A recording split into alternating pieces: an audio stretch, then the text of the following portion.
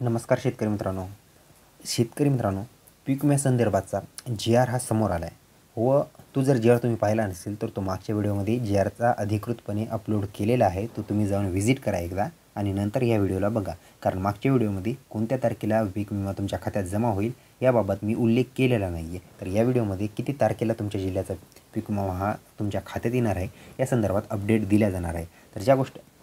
तर तुम्हाला काय वाटत असेल, तुम्हाला वाटत असेल की ह्या गोष्टी हवेत गोळ्या मारत आहेत, तर तसं नाही आहे.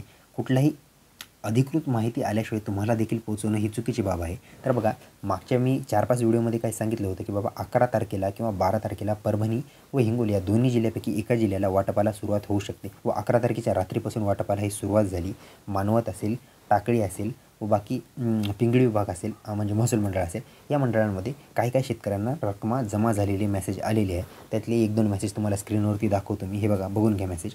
तर बघा, हे होते तुमच्या खात्री पटवण्याकरिता मेसेज. तर यानंतर जो जी-आर आला आहे तो जी-आर देखील तुम्ही आता पाहिला असेल, नसेल पाहिला तर पाहून घ्या. तर ह्यामध्ये आता काही जणांचे महत्त्वाचे हे मुद्दे आहेत की बाबा आमच्या पीक विम्याची तारखा कधी आल्या, म्हणजे किती तारखेला हा रक्कम आमची जमा होणार. कारण असं आहे बघा की आपल्या परभणीला जमा झाला, मग बाजूच्या जिल्ह्यांना वाटतं की बाबा आम्हाला का जमा झाला नाही. कारण साहजिक गोष्ट आहे, आपल्या शेजाऱ्याला जेव्हा मिळतं व आपल्या मिळत नाही, अंगाची आग होतेच व दुसरीकडची देखील आग होते. तुम्ही समजून घ्या कुठली होते.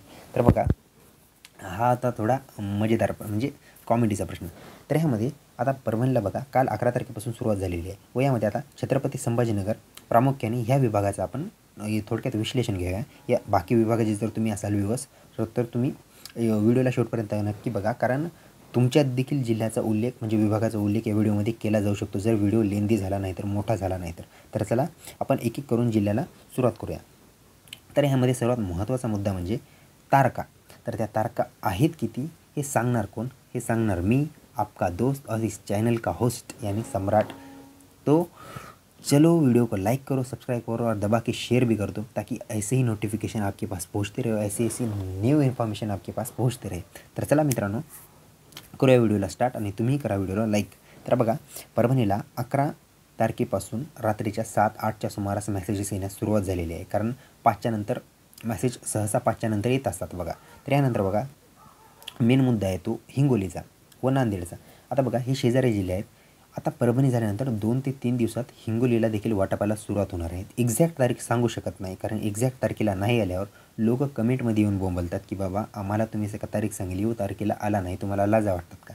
तर बघा, ही गोष्टी आमच्या हातात असते, तर आम्ही तुम्हाला एक्झॅक्ट टाईम सेकंडसहित तुम्हाला वेळ सांगून दिला असता.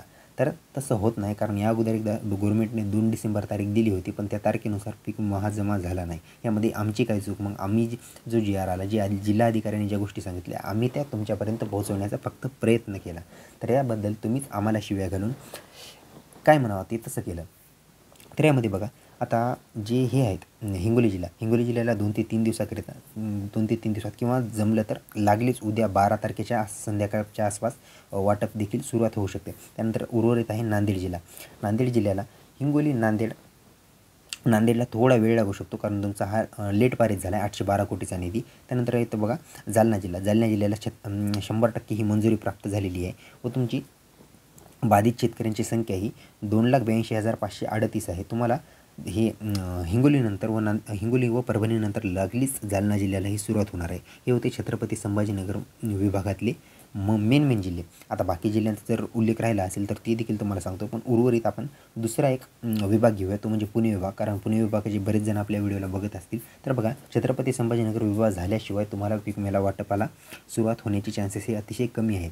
जर झालीच जी-आर आला तारखेचा तर ते देखील तुम्हाला मी सांगतो, कारण ह्या टेंटेटिव्ह तारखा आहेत, यामध्ये बदल होऊ शकतात.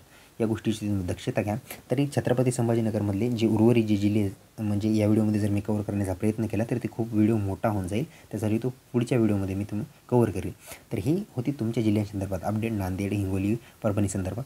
बाकी जिल्हा व जालना जिल्हा, बीड आणि लातूर, धाराशिव ह्यांची अपडेट मी पुढच्या व्हिडिओमध्ये सांगतो. तर इथपर्यंत व्हिडिओ पाहिला असेल, लाईक केला असेल, सबस्क्राईब केला असेल अशी अपेक्षा करतो. तर चला, अशीच महत्त्वाची माहिती घेऊन भेटूया पुढच्या व्हिडिओमध्ये. तोपर्यंत धन्यवाद.